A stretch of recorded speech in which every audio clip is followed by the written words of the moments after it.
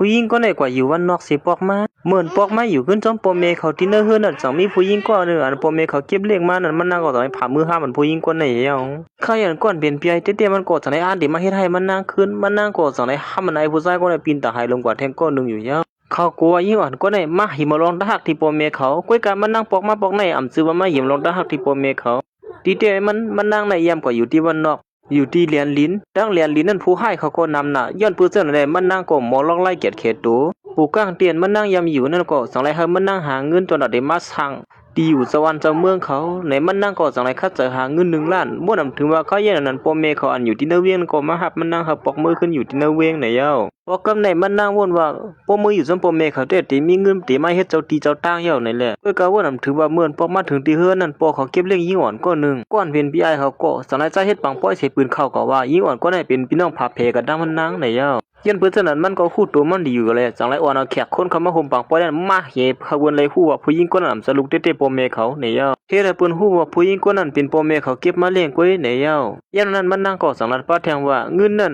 หลุเลยปันลูกเต้ๆตั้ง3 ก็เฮาพี่น้องในก้อยอำปันป้าลูกเก็บเลี้ยงนั่นในอยู่เหมือนมันนั่งไล่ลัดขึ้นว่าเขากำฉะนั้นพี่ไอ้เขาและพ่อแม่เขานั้นนำเพียงพ่อเสริมขึ้นมาเต้ๆว่าแม่เขาก็เน็ตเลียนออกมาที่ในสีเฮาแขกนั้นเข้ามือทั้งสิ่งทั้งหมดในเย้าพวกเขาก็หันว่ามันนั่งน่ะเป็นคนเอาตัวเจ้าเก่าว่านั่นแหละจังอ่านที่หาปันโผมันนั่งอยู่เย้านั้นจังไรห้องมหาสัตว์ที่หลวงก็นึงเข้ามามันนั่งฮู้เลยขึ้นมากำหรือว่าร้อนพวกเขาที่ติ๊กเตียเขามันนั่งติดนะขึ้นจอมผู้ชายก็ไอ้นั่นก็จังไรลัดในคิงในว่าเดี๋ยวน้องยิงเก็บเลี้ยงมันอาปันคิงในเนี่ยเย้าเหมือนพี่ไอ้เต้ๆมันเลยฮู้ว่ามันนั่งเอาน้องเก็บเลี้ยงเขากว่าปันไอ้ผู้ชายก็นั่นพี่ไอ้เต้ๆเขาเป็นพ่อเสริมเลยจังไรห้องกูตั้งนำตั้งหลายอันที่มาขับขืนมันนั่งเนี่ยเย้าก้อยหมูซุ่มเขาฮู้ว่ามันนั่งในอ่ำสกุลธรรมดาพี่ไอ้เขาห้องมาเดียนขับขืนมันนั่งได้มันนั่งขับขืนปปินตายลงกว่าหางเผอมันอยู่เยอะยันพี่ไอ้เขาอ้างที่มาขับขืนมันนั่งนั่นก้อยนั่งก็มันนั่งก็ตินยวงไอ้ในก็ต้องน้องย่อลงให้นั่นเยอะยังหลังนั้นน้องยิงเก็บเลี้ยงเขาก็เปลี่ยนกูตูสัมปสันให้นั่นสังเลยยอมตั้งพิธีมันนั่งหือดีกว่าปล่อยกว่าง่ายๆแล้วน้องผู้หญิงซึ่งไหนเหมือนมันอ้างที่ขับขืนนั่นก้อยนั่งเก่าพ่อแม่เขาก็สั่งให้เรียนเข้ามาหาน้องเก็บเลี้ยงเขานั่นผู้หญิงก็ในก่อนเนรัดขึ้นมากำหรือว่าผู้หญิงก็นั่นหาคนมาเฮ็ดให้ที่เนื้อมันนั่งไหนอยู่ยังหลังนั้นพอเขาก็อ่ำถ่อมความใส่กันมือสังมันเนใส่มันนั่งกำเหลียวมันนั่งสลายซับเลี้ยงในพ่อแม่เขาว่าลองในเป็นพี่ไอ้เขาก็กว่าหามาตอนตัดที่เฮ็ดให้น้องยิงมันมีตั้งซื่อเตอนั่นเนี่ยว่าเว้ยก็เขาอย่างนั้นพี่ไอ้หลวงเขาและพ่อแม่เขาก็อ่ำถ่อมความซับเลี้ยงมันนั่งก่อนเป็นพี่ไอ้เมืองเรื่องเขาก็สังไล่ลัดว่าลองในอ่ำเจอห้อยมือมันนั่งไหนอยู่ย้อนปัวมันนั่งในอ่ำเจอก้นเงือเลยศักดิ์ศรีมันก็สังไล่มีไว้ติ่มตามือพ่อนเขาก้นมาหามันนั่งนั่นด้วยดีอะไรบ่สุ่มยุ่มก็เนี่ยเย้าเมื่อพ่อแม่เขาเลยหันไปอยู่เตียนมันนั่งป้อไว้เตียนน้องเก็บเลี้ยงเขาและพี่ไอ้มันเอามาเพ่กินมันนั่งนั่นเขาอย่างนั้นน้องเก็บเลี้ยงเขาก็สอนมาทุกย้อนที่ปอเขานั่นว่าลองในมันเป็นลองทางพิษกล้วยส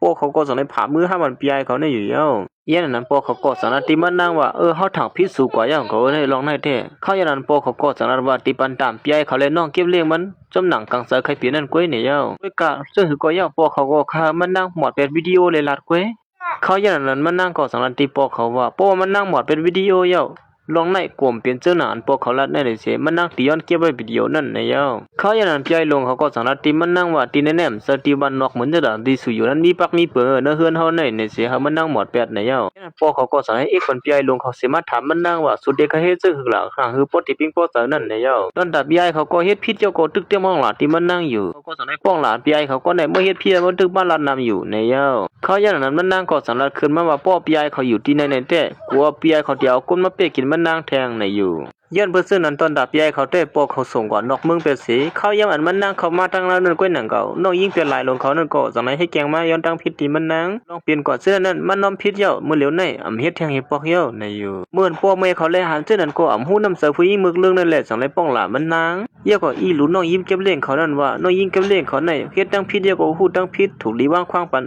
ในว่านั้นปอกยายเขาว่าสุดที่ให้เขาได้ออกว่าแทงก็นั่นมันเปลี่ยนกว่าอะไรก้อยในเย้ายันนั้นมันนั่งกอดสนาที่พ่อแม่ขนาดว่าอย่าไปเฮ็ดเขาเลยชุมเขาย้ำหาเงินกูก็ป้อยเอาในอยู่เฮ้ยจะเตะค่ะพี่นางจอมเตะค่ะนะเมื่อยันนั้นผู้หญิงก็ในกอดสนาที่มันนั่งมาเขาตีเฮ็ดเขาสูในอยู่ที่ไหนมันไรนะผู้หญิงก็ในย้อนปัวอยู่ที่วันนอกเสียมาอยู่ซ้อมพ่อแม่เขาจำเก็บเลี้ยงผู้หญิงคนหนึ่งแหละบ่นำถึงว่าพ่อแม่เตะเขาตีหักผู้หญิงก่อนเก็บเลี้ยงนั่นเสียมันนั่งเมื่อพ่อย่าอันตีปืดห้องเฮียนั่นก็ผู้หญิงก่อนเป็นเมเขาเก็บมาเลี้ยงนั่นเตะก็เลยสัตว์ซื้อคู่หางหลีเขาอย่างนั้นผู้หญิงก่อนแม่เขาเก็บเลี้ยงนั่นก็สั่งเลยละติมันนั่งว่าแม่เขาสั่งว่าเดินจังหางลีหือในอยู่แม่เขาก็กลัวมันนั่งติดตื้อเจอในเลยสั่งลัดขึ้นมาซื้อโคซื้อเน็ตซื้อไว้จิมือลุงไปปอกมาหือนั่นเย้าในอยู่ เขายันลูกเก็บเมเขานั่นก็จังได๋เอาเสื้อโคยอกมันสิมายืนปันมันนางว่าเสื้อโคอันไหนเฮาบ่ได้นุ่งหือในปันสัวนะก็มันนางก็อำเสื้อก้นเงือเขาลูกเนาะหือดีกว่าเขาไล่คู่ของซึ่งไหนยาก็จังได๋ลาดขึ้นมาว่าคู่ของเตียนเปิ้นเสอไว้ในเฮาบ่เขาไล่เอามือเสอไว้มือเหี่ยวละบ่สุมีน้ำเฉลียวคู่ของปันเฮาซึ่งไหนก็ตัดสู่ปันเงินเฮาละในอยู่ผู้หญิงก็ไหนก็ย้อนปัวไผนำเมเขาแลอำจังเฮ็ดจังหือจังได๋ยอมปันเงินมันนางอยู่เย้าไว้สิมันนางไรเงินตีน้องเก็บเลขเปลี่ยนหลายเขานั่นก้วยหนังเก่าปอเขาก็สั่งได้ไปเขามาสิมันนางขอสั่งได้เรียนมาหาปอเขาเฮ้ยตีให้อีสาวเทียนนั่นเลยยันมันสั่งละตีปอเขาว่าปีไอก็ใหญ่เขาเลยปีไอก็กลางเขานั่นทีไรอามวยกุมรีนั่นก็ครึ่งมันนางก็คาไรเหมือนกันในเย้าเขายันก้อนเปลี่ยนปีไอเขาก็สั่งละว่ากุมรีในได้ตื้นเตรียมปันมันนางไรในอยู่ปอเขาก็สั่งละมันนางว่าปกป้องนากันเยอะเนี่ยตื้นนั่นไงในเย้ายาก็ก้วยลาตีมันนางว่าอยู่ตัวมนๆซื่อๆเสียเคยใส่อีสานก็ใจเคยซื้ออย่างก็ซื้ออย่าไปมากับไก่จำลองนาการให้กว่าลายเย้าในอยู่ยันนั้นมันนางก็สั่งละปอปินในแต่เงินเฮาตา1เฮงล้านนั่นตีให้จื้อหือไรเตรียมใน10ปอกเย้าในเสมันนางสั่งละตีปอเขาว่ามันก็เป็นลูกก้อนนึงหนังเก่าจื้อหือก็เขาไรเอาเหมือนเงินค่าเหมือนปีไอเขานั่นเหมือนกันในเย้ายันนั้นปอเขาก็จังเฮ็ดจื้อหือหนังหือนี่มันนั่งเตรียมเถียงไรนั่นจังละขึ้นมาว่าปอเซินก็วงนั้นไหนกว่าเฮ็ดดีวงเฮ็ดน้องยิงมานั่นแหละในอยู่ตีปานเอาเหมือนมันตา10%ในเย้าเขายันก้อนเป็นปีไอเขาแต่อำไข่ปิ้งโปเสือลงในนั่นจังไรละตีโปเข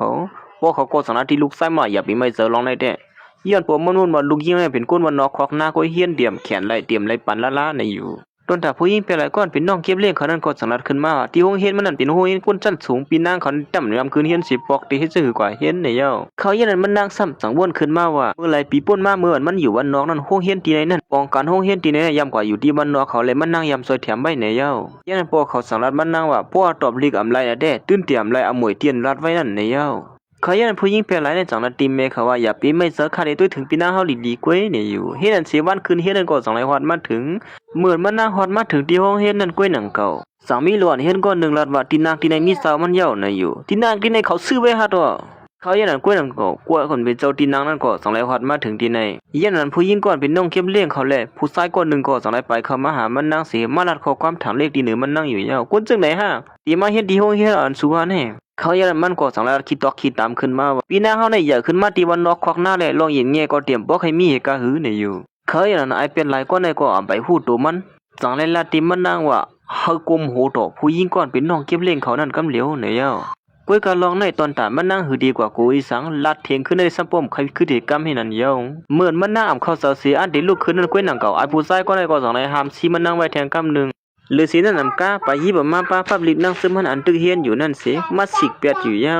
ก้วยกะเขายันหน่อยลองยืนกันมันนั่งแต่ตึกมีอยู่ย้อนปัวมันนั่งกูตึกเฮือกไปขึ้นเฮียนมันเด้ฤาษีนั่นนำกาไอผู้ชายคนไหนไปลาดปาตีเนื้อของเฮียนเขาในสังว่าพลหัดจำเสอกันดังมันนั่งเลยเฮ็ดก็มันนั่งปัวในซึ้งเลยว่าเป็นผู้เขียนกันดังมันเหมือนกันเย้าในอยู่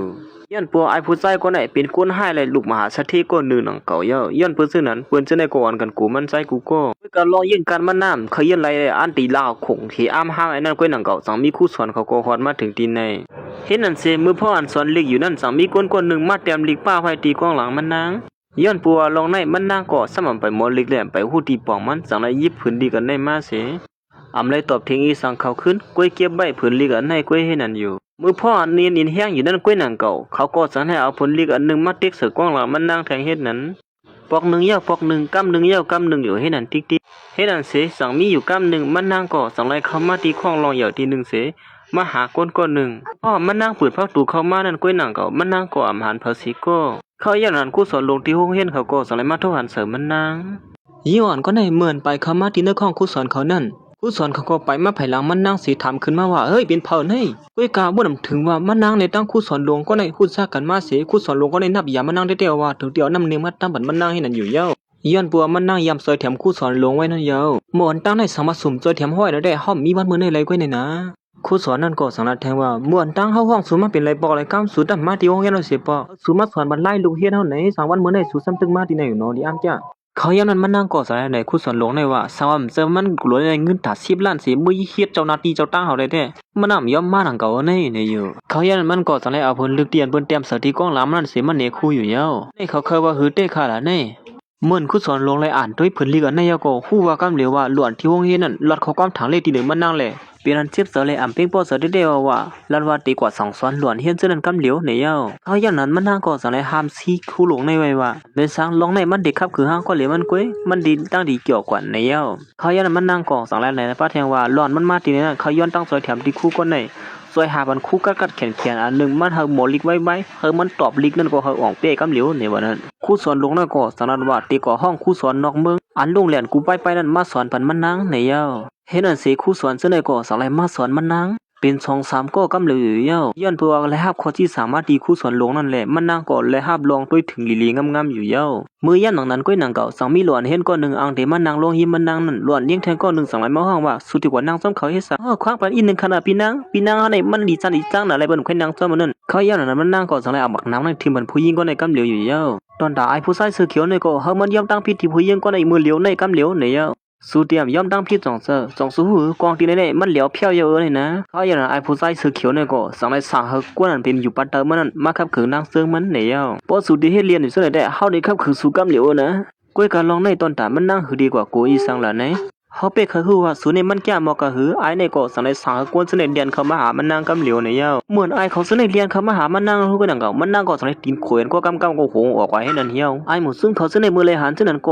ปีนั้นโกเสียอำบ่ใครฮัดเข้ากว่าเขาอย่างนั้นไอ้ร่วมกว่านั้นก็อำเขี้ยวสลีมันสิอันดิลุกขึ้นมาก้อยหนังเก่าก้อยหน้าเปียตัวมันกินตายแล้วขึ้นแดงก้ามเห็นนั้นเขาอย่างนั้นไอ้เขาซั่นได้ก็ลูกเรียนแปดเสียงให้นั่นเหี่ยวมันนางสั่งว่าเฮ้ยสุดที่เขามาเป็นผู้ให้อยู่ซึ่งในก็สู่โกยเฮามันนางก็บ่นว่าซุ่มเขายามมันก้อยไหนเสียอันที่ไปออกกว่านั้นก้อยหนังเก่าผู้หญิงก่อนเป็นลูกพี่ลูกน้องของตั้งมันนางนั้นสารัดขึ้นมาว่าดีเตี้ยมันก็สู่ในมันมึกเรื่องบ่คันได้ว่าเฮาก็บ่แปลกเปิงเซาซีดบ่เลยตั้งเมียฆ่าหันหน้าสู่เนี่ยเกี่ยวก็สารัดป้าแทงว่ามีวันที่มาหิมาลองตาหักตีพ่อแม่เขาดีเหมือนนางกว่าในวันนั้นเขาอย่างนั้นไอ้เขาซึ่งในก็อ่อนกันเลียนเขามาหามันนางกำเหลียวไว้กับมันนางตีนขวยมันก็คงออกขวาก็เลยก็นั่นที่นั่นอยู่เย้าแก้วก้าวมันก็หมูซุ่มเขาซึ่งในก็ซับปอปีนตาหายกว่าเสียงเห็นนั้นก็เลยเลียนเขามาก็เอาเปียมันนางในอำไรสีก็ให้นั่นอยู่เย้าอย่างนั้นไอ้ซื้อเหลืองในก็เลียนเขามาแทงก็นั่นก็มันนางก็สังไรกินโยงมันแทงเห็นไหนเยี่ยมนั้นก็นั่งก็คู่สวนลงเขาก็สังไรฮอดมาถึงที่ในสวยสังกันเนี่ย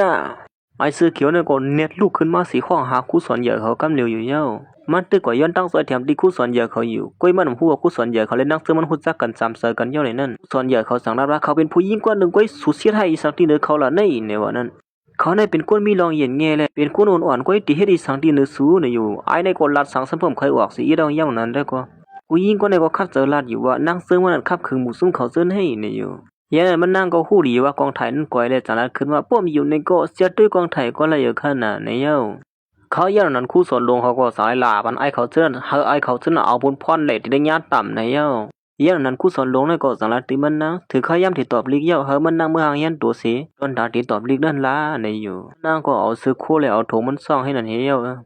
เห็นนั่นสิเขาย้ำอันตอบลิกนั่นก็สังไรฮอดมาถึงว่ากำในมันนั่งตอบลิกนั่นที่มีปัญหาซึ่งหือในนั้นเขาป้อมมาตุ้ยซ้ำกันแทงคานอเมื่อพ่อนเขาที่ตอบลิกนั่นก็หนังเก่าผู้หญิงก็ในเต้อ้วนวันนั่งซึ่งมันนั่นเล็บเตรียมตอบลิกเลยวนว่ามันนั่งอยู่วันนอกมากเว้ยมาเห็นลีกบ่ค้าในหนึ่งเว้ยเล็บเตรียมตอบเลยที่หนึ่งละเนี่ยเย้าเขายังนั่นก่อสังไรละที่นั่งซึ่งมันว่าพอสุดตอบมาเนื้อเกี่ยกลางที่หาถึงที่หนึ่งนั่นสวมลายป้อในซึ้งสูตื้นเตรียมลายตื้นล่างตา10%นั่นในอยู่ย้อนปัวปอขอยำปันคอมันแขนไว้ที่นั่งซึ่งมันว่าป้อมันนั่งตอบลีกเนื้อเกี่ยกลางที่หาถึงที่หนึ่งนั่นไหนมันตีลายตื้นล่างนั่นตา10%ในเย้าตอนน่ะมันนั่งเด้ตึกมันอกมันเจอว่านั่งซึ่งมันเรียบเตรียมตอบไล่เพราะอย่างนั้นได้ก็มันก็สังลันที่มันนั่งว่ามันนั่งติเลยที่หนึ่งในห้างละหรือสิมันนั่งในมีเผอในวันนั้นเหมือนคนวันนอกในเสียอีปึงกันน่ะฟ้าแลลินเย้าในวันนั้นเขาอย่างนั้นคู่สอนเขาก็สังไล่ไปเขามาปืนเขาว่าพอเราตอบลีกไล่ที่อีสังหลายๆแนวเยี่ยมนั้นก็สังไล่ลัดขึ้นมาซื้อผู้หญิงก็ได้ไล่ที่หาในมันนั่งเขาปีนั้นจมซื่อสินเดียดเลียนขึ้นมาคู่สอนเขานั้นกำเหลีย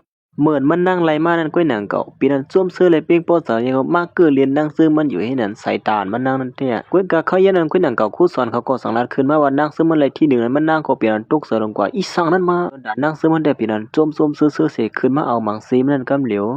ลีก่อนข้าในนี่ก้อยไงเงียบไม่เกี่ยเห็นนั่นเสียไว้สิตอบเลี้ยงเย้านั่งซื้อมันก็สังไล่ไปออกมาแล้วคู่สวนลงเขาในและหัวมันนั่งไล่ที่หนึ่งเลยมายินส้มมันนั่งนั่นก้อยหนังเก่าเขาเยี่ยมนั่นงั้นคือยิ่งเป็นหลายในก็สังไล่มาคล้องตัวนั่งซึ่งมันเขาบ่บ่อยเย้าสุนัยป้อแขนนั่นได้มันดึงกัดแขนอยู่เย้าเห็นนั่นเสียเหมือนปอกมากินข้าวที่เฮือนั่นก้อยหนังเก่าแม่เขาก็สังไล่ถามลองต้านเขาก็ตอบลิกนั่นเลยที่สังไล่ๆเนี่ยเย้าผู้หญิงก็ในก็สังไล่ในแม่เขาว่ามันเลยที่5เนี่ยเย้า เมื่อนั้นเมเขาได้ว่าถือว่ามันนั่งติเลยที่หนึ่งในจังหวัดว่าลูกเลยตอบลิกซึ่งเป็นคนเลยว่ากำเลี้ยวนะลูกยิงเลยว่าแก่ก้อยเขาอย่างนั้นมันนั่งก่อแล้วว่ามันเลยที่หนึ่งในก้อยนั่งก็ปอเขาก็สมบูรณ์ตุกเสือลงกว่ากำเลี้ยวเมื่ออย่างนั้นมันนั่งก่อสังเลยเอามังซีมันนั่นยืนปันปอเขากำเลี้ยวอยู่เยอะเมื่อปอเขามายิบเพื่อนก้อยนั่งก็เป็นนั่นตุกเสือลงกว่ากำเลี้ยวผู้นำถือว่าลูกยิงก่อนมันถังเล็กตาสีนั่นติเลยที่หนึ่งซึ่งไหนนั่นยาก็สังเลยเอาเส้นไม้นั่นยืนมาบัดแทงว่าตื้นล่างนั่นตีปันเฮามือเลยอันปันเขามันแก่นเฮาไว้นั่นก้อยก็เขาอย่างนั้นเหมือนว่าปอเขาเล็บติเคยปันมันนั่งแล้วว่าลองในมันจะง่ายๆนี่อยู่ลาดว่าตอบลิกอ่อนกำเหลียวก้อยทัดสร้างอำไรว่าติมีน้ำกัดด้วยถึงกุมันนี้นั่นในยา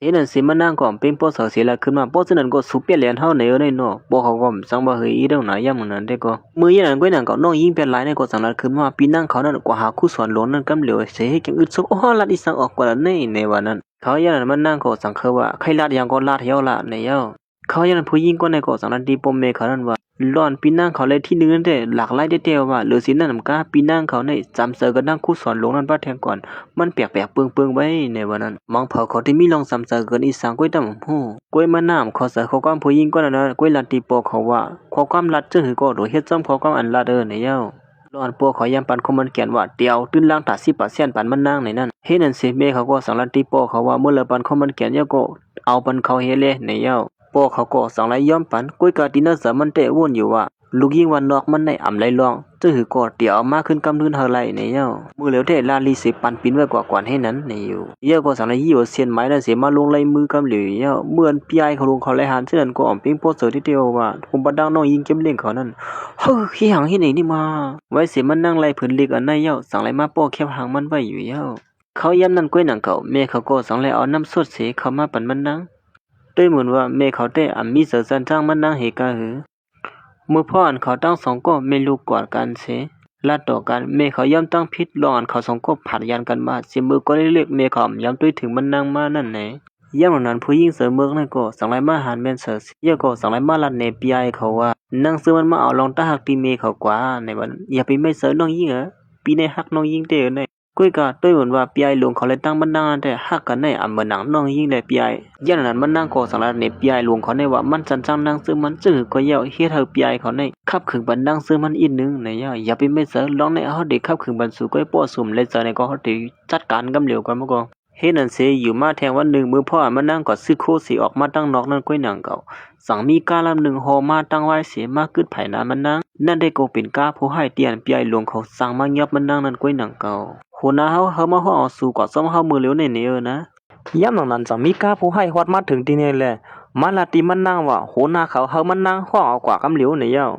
เฮ็ดนั่นสิมันนั่งก็สังได้ถูกผู้ให้ยับมาดีกูดองห้ามในกำเหลียวผมปะดังอีผู้หญิงเปลี่ยนหลายนั่นกำเหลียวอยู่เย้าก้นก่อนสั่งยับมานั่นก็เป็นผู้หญิงก็ได้ตั้งปีไอเปลี่ยนหลวงเขานั่นก้อยหนังเก่าตอนตามมันนั่งแต่อำโกอีสัง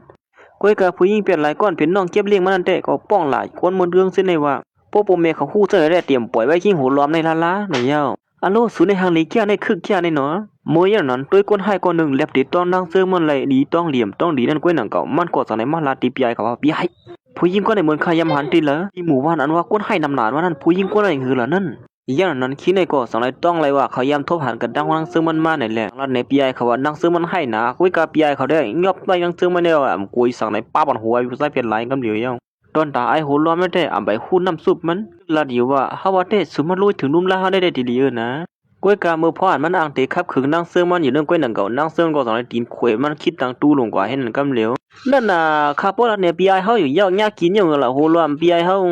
เขาย่ำหนังนั้นก้อยหนังเก่าแม่เขาเรียกปีไอหลวงเขานั่นก็สังไรเรียนฮอดมาถึงตีในกำเหลียวตอนดับผู้หญิงก็ได้ก็เนียตู้ย้อนตั้งซอยแถมกำเหลียวอยู่เนี่ยเขาย่ำนั้นผู้ให้นั่นก็สังไรว่าปสุเข้ามาได้เฮาได้ขับขึงเป็นป้น2ก้อนในกำเหลียวตอนดับแม่ป้านั่นก็สังไรว่าเขาเลยเงินก็คือป้อปล่อยเป็นหลวน2ก้อนนั่นได้มันติดใส่เป็นกุซื้อกุลองอยู่ในเนี่ยเขาย่ำนั้นคนให้นั่นสังไรขึ้นมาว่าตีเนื้อ2ก้อนในลูกเต้ๆสุมีก็เหลียวไว้เอาเสื้อนั่นละตีเฮาซอยแถมตาก็เหลียวก้อยเลือกมาตอนตาแม่ป้านั่นก็สังไรว่าเขาตั้ง2ก้อนในเป็นลูกสาวเหมือนกันมันติดซอยแถมตั้ง2ก้อนในเนี่ยก้อยกับคนให้ในอ่ำย้อมปันเขาย่ำมันหนึ่งมันเนี่ยเฮามันเลือกก็เหลือก็หนึ่งในอยู่ตอนตาไอ้ในก็สังไรมันเรียกเตียงเมเขาเฮาเลือกน้องเก็บเลี้ยงเขานั่นในอยู่ ก้อยก็ว่าเมเขาเต้อ่ำต้นเพื่อสร้างในลูกยิงเต้ๆมันเลยลูกขี้เกี้ยวเลี้ยงมันเลยลองในเต้เต้เชิญเจอก็ขยับไว้ถ้าผู้ยิงเปลี่ยนหลายลงก็ในทำให้เกียงห่อๆหายๆลงขึ้นมากำเดียวเมปาในก็เหมือนห้างสะวนอ่อนเลยก็เลยก็อีลูอยู่ที่นั้นตีเลือกก็สำคัญเจอไว้ก้อนหนึ่งซ้ำตัวถึงมาเจเมื่อก็เรียกก้อนหนึ่งซ้ำเป็นลูกเนื้อใสกับยายหลวงเขาได้ซ้ำสอดส่วนเมเขาเลือกน้องเกี้ยวเลี้ยงเขาอยู่ที่นั้นติ๊กๆแล้วว่าเขาย่ามันอ่ำปอขึ้นน้ำยาวซ้ำส่วนนั้นเหลียวเพี้ยวหมดเมปาในก็ห่อๆหายๆมันอ่ำใครเลือกเผาก้อนหนึ่งนี่เขาย่ามันก็ขึ้นหาสักการก้อยเหนียวตอนตาไอ้นี่ก็ติ๊กเดียวเฮเมเขาเลือกอยู่ให้นั่นดิเมื่อยันเมปาได้ก่อนจังเฮ็ดจะหือสารยุกมือมันขึ้นมาเสียอ่างที่ซี่เสือลูกยิงเต็มมันนั่นก้อยหนังเก่าก้อยกับผู้หญิงก็ได้ซ้ำห้องเสียงหายติ๊กเลยเมเขานั่นก็จังได้เลือกผู้หญิงเป็นไรในกว่าอยู่เย้าตอนตาเมก็ขอซ้ำว่าเลือกกว่าซึ่งในสีตาในก็ลองยินพิษที่นั่นเสือนั้นได้ซ้ำป้อมหรือว่าหือเสียเย้าเป็นสำหนังลอกไล่เดียนขาสองตัวพี่น้องนั้นวางแผนไว้ปีเดินเปิดสีอีผู้หญิงก็ได้สังเกตขึ้นว่ากำลืนชุดเมียเขาก็เลือกเขาก้อยเก่าเลือกมืออีในวันนั้นเขาอย่างนั้นคิงผู้ให้ในเกาะสังไรมาโยงต่อท่านังซื้อมันเทียงสุหานเย้าหล่ะคนเจอหนังสูในอเมริกาขานี่สังไหนปนเลือกก้อยก็ตั้งเลือกสูผู้หญิงเปลี่ยนหลายก็เนียนเลียนเขามาหาเมเขาเลยปยายเขากำเหลียวอยู่เย้าผู้หญิงก็ในก็มือเลียนเขามาหาเมเขานั่นโจเมเขาปอกมือเฮือนมันกูหนาอาลาในอยู่ตอนตาเป็นปลาในก็ไม่เจอตอนตาลูกยี่มันไหนได้อเมริกาปอกมือสีสองตัวพี่น้องในก็ลาวเขียนไม่ปลาในมืออยู่เห็นนั่นติ๊กๆเลยมันก็จังเฮ็ดจังหือมือละเมียมือละในติ๊กๆเย้ามันก็ห่อๆหายๆเต้นหนังวันเย้าก้อยกะเข้าเยี่ยมหลังนั้นนั่งซื้อมันสัมปอกเกียรีเจือกนั่นไหลเอาเลยไอ้ผู้ให้นั่นแท้หางเขียนตัวไปเยี่ยนจวนก้อยลำตื้ออ่างเต็มมาครับคือนั่งซื้อมันอยู่นั่นก้อยหนังเก่านั่งซื้อมันก็สั่งแล้วว่าเฮาว่าแต่สูเลือกไว้ละวันตายสุดที่เห็นซ้อนมันเหรอสุอย่าไปมาซบเคียงให้ในเฮียวละเยี่ยนั้นนั่งซื้อมันก็เกียรีเจือกนั่นเยี่ยวตัวดีงามเยี่ยวแหละสายลูกข่อยมันไอ้ผู้ชายก็ในกำเหลียวเก็บก้างก้อยเหมือนหางเขียวมันได้ใช้ซ้ำป้อมมีเนื้อซบเสียอีที่นั่นเยี่ยวมันก็เป็นอันเจ็บเสนออะไรจากไรสั่งลูกน้องมันนั่นมาขับขืนนั่งซื้อมันไหนเขาอย่างนั้นต้นตาเขาซื้อในมันตีขลาดสังหลาดต้นตานั่งซื้อมันขับขืนแท้ก็เราเรียนมากก็เนียนจนกว่าก็เราก็นั่นเหี้ยวสำหรับคนใจซื้อในเกียนแข็งก็คือก็เหี่ยวมาเอาเป๊ะมันนั่งไหลย้อนปัวมันนั่งพึกสอนมาหลีงามเลยแก้วก้างก็เขาซื้อในกอดสังไรเหี่ยวอยากขี่ขาลงหนองเหมือนเจ้าหนังหานในอยู่เหี่ยวกำเนินสุดกึดไอหัวล้อมนั่นก็เหลียวก้อยแหละมันนั่งกอดสังไรมันลากคอยหัวล้อมเนี่ยยี่หวานก็เลยว่าเสียมันขับขึงไอ้ผู้ชายเป็นไรเขาเสื้อในเยอะก็สอนในเรียนเขามาหาก่อนเป็นหัวหน้าเขานั่นเยอะก็สอนในมันลาคอยผู้ชายก็ในเสียมาเสียทำบะอันเยอะตัวมาเป็นพวกนั่นในปีนเพลก็สั่งในเยอะเมื่อพ่อมันนั่งเสียทำอยู่นั่นไอ้หัวรวมในก่อนไปยอมหับแล้วว่ามีเผาสั่งมันเฮียทางก็เหลียวมันก้อยในอยู่ก้อยกับมันนั่งติ๊กตีนเทิงกำเลยไอ้ในก็จังในยอมหับบ่ไอ้ผู้ชายเป็นไรนั่นสั่งมาเอาเยอะตัวสูในมาเก้ากักกี้กำเหลียวในอยู่ย่านั้นมันนั่งก็ตอนตามืออ่อยไอ้ผู้ชายก็ในกำเหลียวสิก็ปนลาได้หัวเลยตึงยากินเที่ยงในมาผมขยันกินกล้ามก็ซ่องไอ้นี่ก็เปลี่ยนกูสิเนี่ยเรียนซ่องไว้ปีเซอเขาอย่างนั้นมันนางก็สังได้ไปเขามาหาก่อนเป็นลูกเก็บเลี้ยงนอกเก็บเลี้ยงเขานั่นสิมาหลักเอาเขาผู้หญิงก็ได้ออกกว่ากำเหลียวอยู่เย้าตอนดาบยายลงเขาเลยเมย์เขาได้ตึกทุกเหมือนเสียไปหู้รองตังมันมานางก็เอามานั่งลงที่ไหนก็มามัดคอเลยดีงามๆเย้าน่ะเย้านั้นได้ก็อีผู้หญิงก็ได้ก็เหมือนขึ้นเฮียเย้าเขาอย่างนั้นมันนางก็สังได้จกมีดมันออกมาเสียผู้ชายก็ได้จังสุดที่ให้สั่งแล้วเนี่ยเฮ็ดอีสั่งวันนั้นแหละตัวเห็นบนตัวไปละเมื่ออย่างนั้นเมเขาก็สั่งได้ให้หามันนางไว้เฮาไปบันผู้หญิงก็ได้กำเหลียวเนี่ยอีผู้หญิงก็ได้ก็เปลี่ยนโกสิถามนางซึ่งมันว่าสุดที่ให้สั่งอย่าไปไม่เซอเฮาในเขาเสเงินกูบ่ได้เงินก็สุดเนี่ยเป็นสั่งเนาะส่วนเฮาอะไรมาเงินกูละยามในไอ้ในก็สั่งได้ป้องอยู่ว่าที่เฮ็ดจนเนี่ยยังบ่สั่งมันนางสั่งขึ้นได้กว่าขึ้นว่าสั่งว่ามีคนเฮ็ดตาเฮาก็มีเฮ็ดหนังเก่าลองในอยู่เย็นๆในเดลีก็เนี่ยนะตอนตาเมฆเขาก็คัดเสลัดอยู่ว่าเขาเป็นคนที่นั่นนาเฮือนเหลียวขันอย่าไปให้มันเป็นลองสู้ยูเซอร์แหนมเลยฮะในวันนั้นมันนั่งกอดสังนัดติเมฆเขาว่าเมฆอย่าไปไม่เสือข้ามบ่าอย่างเมฆเขามือเหลียวนั้นได้เกี่ยกังคาและทั้ง IPI หลวงเขาในเก้งเก่าในวันนั้นเขาอย่างไอ้ในกอดสังนัดว่ามีเงินอีผู้หญิงก็ได้สั่งว่าเฮ้ยพี่ไอในว่าเตรียมหันไปพาเป็นการในละแห้งมือเหลียวในเห็นนั่นเลยมันนั่งสั่งคืนละที่ผู้หญิงก็ได้ว่าเขาบอกอะไรเมื่ออย่าหยุ่มเจอผู้ชายน่ะป้นตีมือหือไว้ละกำในได้คู่ขี้คู่โตดเมื่อยังหือสองเอาเมื่อหือละกำในเขาอย่างนั้นมันนั่งก็สั่งว่าเมื่อห้อมไรเงินก็เฮาได้ขับขึงนาสูในเป็นกำเหลียวเหี่ยวเมื่อมันนั่งอ่างได้ขับขึงอยู่นั่นก้อยนังเก่าไอ้ในก็ย้อนปัวอีหลูผู้หญิงก็ได้จังได๋ยอมใส่บันเงินมันนั่นอยู่เหี่ยวเฮ้อเงินที่นั่นมี3 ล้านมันนั่งก็เหมือนไรเงินเหี่ยวแหละจังได๋ยอมก็ลืออยู่เหี่ยวเฮ็ดนั่นสิมันนั่งก็จังได๋มาเอากัดเงินเตียนพี่ไอเขายืนไปนั่นสิไปออกกว่ากำเหลียวอยู่เหี่ยวตอนดาพี่ไอเขาได้หน้าการก็เข้มเรียบไปซุ่มเงินปาเทียงให้ในปีนั้นเจ็บเสือที่ได้ว่าอยู่เหี่ยวเหมือนพวกมาดีเฮือนก็ไปมาญาติแห่งคอนปอเขาเฮ็ดนั้นย้อนพวกมันเฮ็ดหน้าการก็แค่เรียบเพอเสื้อมันก็หาลองสู้ยุงอีเปลี่ยนลายลงตัวนั่นน่ะไเหลือซุ่มเงินจอมเถียงเอาหือมันนึงแค่เจ็บเสือดีน้องยิงมันได้ว่าเหี่ยวไอ้ผู้ชายคนนี้ปอเขาก็สั่งละติมันว่าร้อนซุ่มเงินกว่านั้นได้ก็เจ็บเสือให้ก็หือ หลอนมาซุ่มหยานมันเนี่ยก็เจ็บเสอในไม่เคยฮู้ก็ตอนถามมันนั่งได้รายการเงินมาแล้วแหละเปลี่ยนจมซื้อสิปอกเพื่อนมาอยู่แล้วเมื่อยันมันนั่งก็สั่งว่าป้อมีเงินนำเลยสิได้มันถึงได้ปอกเชื่อปอกมือที่บ้านนอกเขาเมื่อเฮ็ดเจ้าตีเจ้าทางนั่นไรเอาในอยู่เขายันพี่ไอเขาเลยยินแม่นมันนั่งเลยสั่งรัดขึ้นมาว่ามันมีลอกไล่อันหนึ่งเขาเชี่ยวเลยเงินไว้หรือสิในนั่นในเอาก้อยกับมันนั่งก็คุยอยู่ว่าพี่ไอเขาในมีลอกไล่สั่งสิซื้อสิลอกในนั่นก้อยกับลองในมันนั่งก็อ่ำกูมันนั่งก็ซึ่งคือก็สั่งเลยจำซ้อมเสือพี่ไอเขาด้วยอีกหนึ่งในเอามันนั่งก็สั่งเลยพร้อมเสือซ้อมให้นั้นเฮ็ดอันเสถึงเมื่อย่ำกลางขึ้นลึกปีไอเขาก็สั่งเลยอ่อนมันนั่งออกมาตีหนึ่งเปลี่ยนปีไอเขาอ่อนมันนั่งมาได้ก็เปลี่ยนตีคึกเข้มตีหนึ่งมีคนพยายามอันคึกเข้มเสียอ่ำบันทมันนั่งเขากว่าคนพยายามนั่นจังนั้นว่าเมื่อเร็วนี้มันบ่ใครคึกเข้มเสียก็เฮ้ยอย่าไปปันคนไผนอกเข้ามาละเนี่ยขยันไอ้ในก็สั่งนั้นว่ามันนั่งอ่ำเสเขียกเป็นกวนอันตีเข้ามานั่นกุ้ยเนี่ยย้อนปัวเตียนเขาตีเข้ากว่านั่นได้ก็เป็นปังต่อยมวยป่าเถื่อนตายก็ตายหลายๆอ่ำมีเผาบุญพรนั่นว่านั่นเนี่ยเมื่อปีไอเขาลัดว่ามันนั่งตีมาต่อยมวยนั่นกุ้ยนั่นก็คนพยายามนั่นก็สั่งเลยยอมเปิดพักดูปันเขาควายอยู่เย้าเหมือนมันนั่งเขามาตั้งนั้นก้อยหนังเก่าทีนั้นได้ก็เป็นก้นเปลี่ยนหลอกเป็นหลายก้นเปลี่ยนหลายอันว่านั้นน่ะเขาแย่ตรงนั้นก้อยหนังเก่าสังมีก้นสองก้ตึกต่อยกันอยู่ที่เนื้อคงนั่นก้นนั้นต่อยแทงก้นนั้นได้เป็นก้นนั้นมีชื่อเสียงที่เนื้อปังต่อยมวยป่าเถินเขาเนี่ยมันนั่งสังรัดว่าในเงิน5 ล้านป้อเอาเป็นอะไร5 ล้านเตี้ยเนี่ยพี่ไอเขาโกนั่งคือมันนั่งติดตกล็อกนั่นสังรัดว่าเจ้าเยาว่าป้อสูงขึ้นกว่าได้แรงเงิน5 ล้านผสมเปียเปิดแต่เนี่ยเยาเห็นอันเสียไอ้ในก็สังรายการคืนกว่าต้องส่งเสียปล่อยไว้น้องยี่มันตั้งเตอในเห็นอันอยู่เยาตีเตมันน้องยิ้มเคี้ยวเล่งเขาก็ซ้ำเพราะว่ามีอยู่ตีในก็หนึ่งเยาเฮ้ยเปียวมาเยอะค่ะในปีตอนตายในก็มีคนมาจับอันเลี้ยนยาบ้าที่ไหนนั่นของเขาพายคู่บ้าคนตาให้นั่นเนี้ยนั่นปังต่อยมวยเถื่อนตีในไอผู้ใส่ก็ในอ่อนน้องยิงเต้มันนั่นมาต่อยมวยป่าเถื่อนแน่ย้อนปัวมันสั่นสร้างตีน้องยิงเต้มันเลยให้ก้นต่อยมวยเขาในขับขืนน้องยิงมันก่อยเหมือนเสื้อหนังไอผู้ใส่ก็ในอยู่เยาย้อนว่าก้นก็ในเป็นก้นให้เสียเปิ้นตีในปังต่อยมวยป่าเถื่อนเขานั่นในอยู่มาเขี่ยเข่งส่วนมันใส่ในก็เป็นอันลู่ซุ่มและซุ่มกว่าก็เลยก้นนั่นที่นั่นเยาย้อนนายผู้ใส่ก้นในก็สั่งเลยด้วยหาก้นอันตีมาเขี่ยเข่งส่วนมันแทงนั่นในเยาไอผู้ใส่ก้นเป็นเปียนั่งซื้อมันก็สั่งเลยเฮานั่งซื้อมันคืนต่อยกันนั่งไอผู้ใส่ก้นนั้นมือเหลียวในอยู่เฮ็ดนั่นเสียมันนั่งก็สั่งเลยเข้ากว่าที่เนื้อเคียกลางก้นนั่นเสียอันตีขึ้นกว่าที่เนื้อเคียงนั่นไอผู้ใส่ก้นในสั่งเลยขึ้นมาให้สั่งผู้หญิงก้นนั้นตั้มขึ้นเคียงให้ปอกเลยเขาอย่างนั้นก้นหนังเก่านั่งซื้อมันก็สั่งเลยฮอดมาถึงตีเคียงในเสียกันขึ้นเคียงมากำเหลียวอยู่เมื่อนั้นผู้หญิงก่อนเป็นน้องยิงเก็บเล่นเขานั่นก็สั่งเลยขึ้นมาว่าเฮ้ยปีนางเขาได้เงือเต้เนาะมีล็อกไล่อีดอดก้อยวนว่าเดียวเป้เปิ้นไรไหนรวมว่าเขามีน้ำกันแต่เขาย้ำภาพเราอยู่ก้อยกว่าเดียวเป้ก้นก้อยมือปาดถึงก็ได้ยาวกันนะกว่าย้อนผัวไอผู้ใจก็นั่นหักแขนก้นกว่านั้นอ่ำย้ำ50ก็มาเยอะกำไหนเขาซื้อให้ก็วนว่านั่งซื้อมันนั่นเล็บติดซุ่มแทงก็หนึ่งเหมือนกันในอยู่เขาว่าแต่ไอในหักขาบนนั้นได้51ก็ป้าผู้หญิงก็ในก็หนึ่งเยอะว่าตอนด่าหมูซุ่มเขาเส้นในก็ด้วยตีนนั่งซื้อมันติดต่อยมวยนั่นแหละเป็นอันยุ่มเสียเพียงพอหันเสือไว้ห้างเผอห้างมันอยู่เย้าขยันนั้นตอนด่านั่งซื้อมันก็เขี่ยเข่งกันทั้งไอผู้ใส่ก็ในด้วยนากันเสียห้ำกันอยู่เย้าให้นั้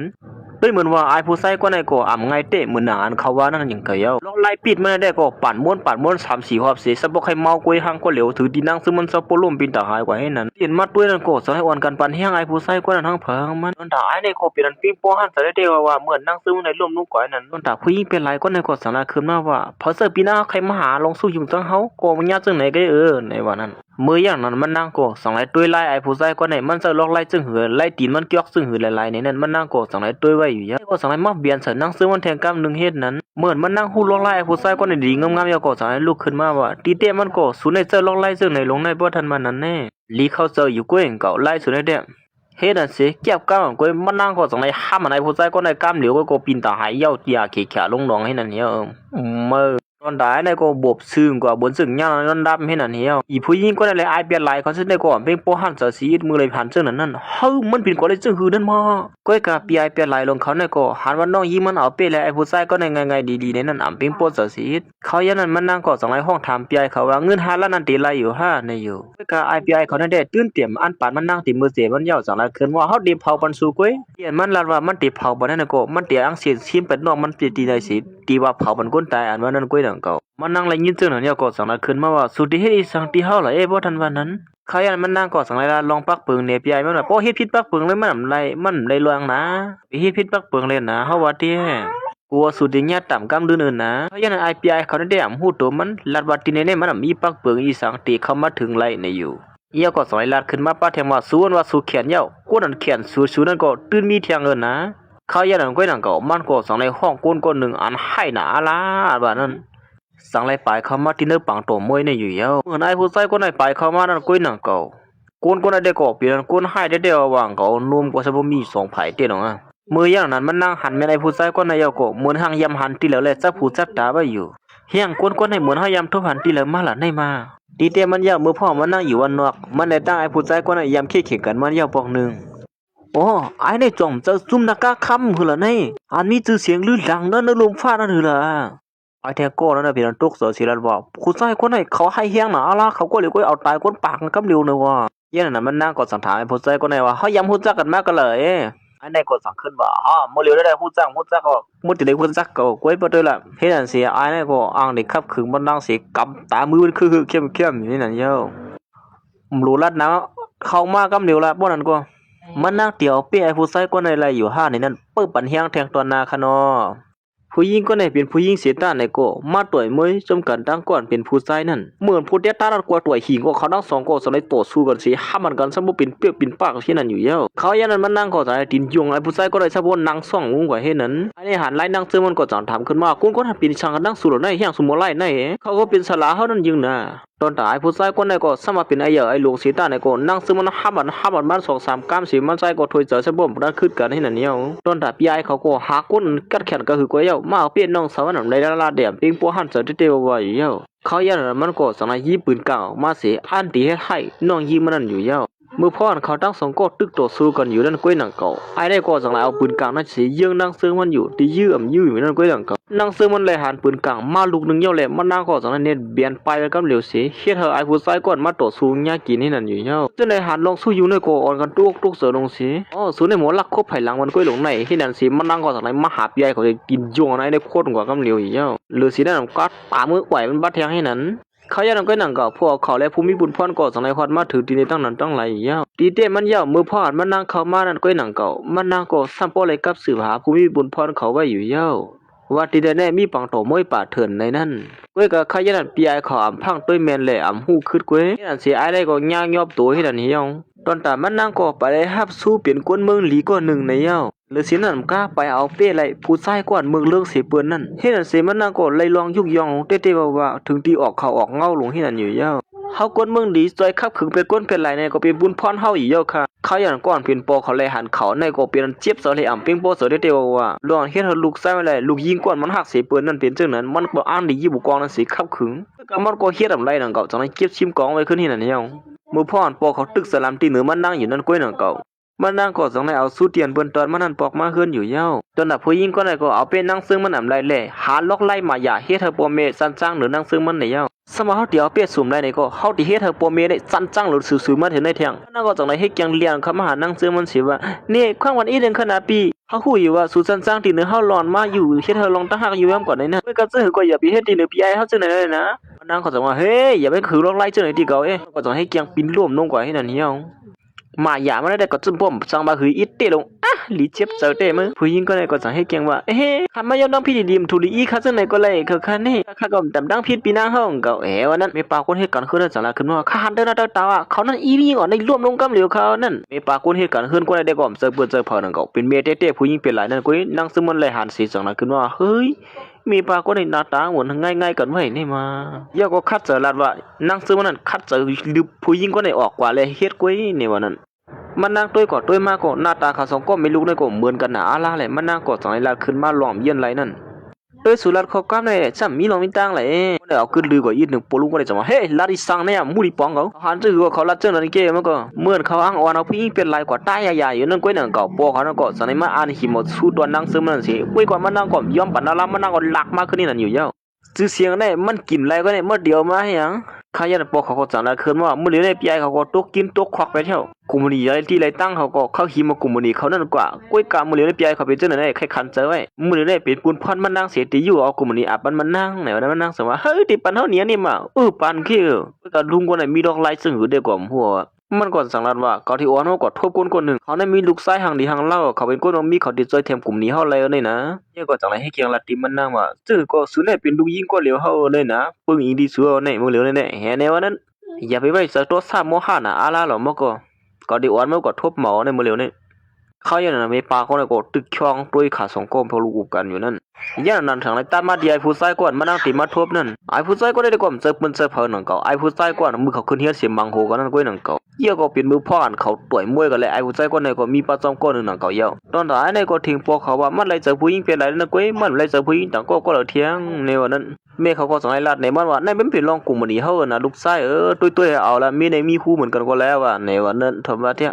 เขาแย่งของนั้นนักเสือมันก็ส่งไล่ควาดมาถึงที่ในเสียไอ้ผู้ชายคนนั้นก็สับปทุกเสือลงกว่าเมื่อเลยหานักเสือเสือโคก็ไปตั้งเรื่องกุญแจแล้วนะเมื่ออย่างนั้นเมปาคนในเลยหาเป็นนักเสือกว่าเป็นโปรเจกต์กำเหลียวเฮ้ยล้วนบ้านนอกให้ยังห้องไม้ให้จังไหนนี่เขาที่มาอุกกุมกันเนี่ยเรียบเปลี่ยนแล้วโดยเขาทำมีลองเห็นเงี้ยอิดมาก็เขาอย่างนั้นไอ้เนี่ยก็สั่งนั้นว่านักเสือมันเฮ็ดให้มันที่ห้องเฮ็ดมันตึกเสียบเสือทำไปให้ห้องมัดทุกคนเจ้าไหนมันโปรเสืออิดเนี่ยยาวเมื่ออย่างนั้นพวกเขาก็สั่งไล่ให้มันนั่งนั่นกว่าย่อมตั้งพิธีไอ้ผู้ชายคนนั้นกำเหลียวมือเหลียวในเนี่ยยาวเยี่ยก็ลาติมันนางปาแทงว่ามือเหลือนาเฮือนเขาตกตรงตั้งหยับเพราะว่ามีนาเฮือนโปลุงเขาในซอยแทงได้สุกซักมือเดียวในวันนั้นย้อนตัวจนนั้นเลยค่ะมันนางก็ย่ำตั้งพิษยายเป็นหลายก็ด้านนั้นในอยู่แม่เขาก็สองในยิบควักเราผลมันนางสิเฮาก็ย่ำตั้งพิษยายผลใจก็ด้านมือเหลียวในวันนั้นอย่างนั้นมันนางก็สองในยิบควักเราเตียนแม่เขายินปานั้นสิไปเขามาหาไอ้ผู้ใจก็ในอยู่เย้ากุ้ยกะเหมือนฮอดมาถึงที่ไหนกุ้ยหนังก็มันนางก็นำหาดมันนายในยองเยี่ยก็สั่งขึ้นปอกกว่านางขึ้นตีเก่ามันนั่นอยู่เยี่ยปอเขาจะมาเขาจะมายอมตั้งผิดเลยไอ้นายก็เจ็บเสือเถียงให้นั่นเหี้ย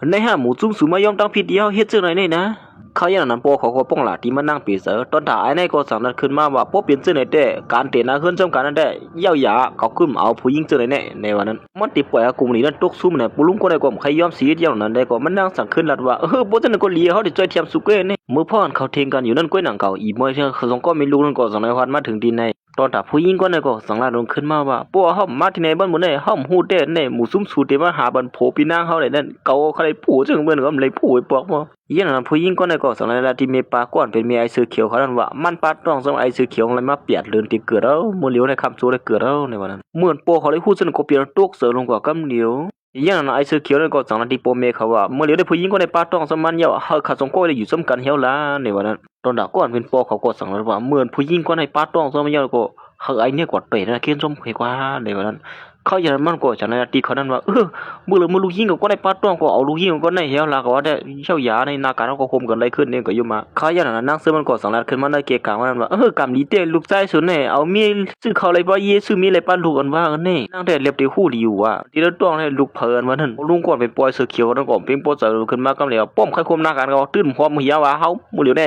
เฮ็ดอันเสียเขาก็ต้องให้ลูกซ่องมือเปียกให้นั่นเหี้ย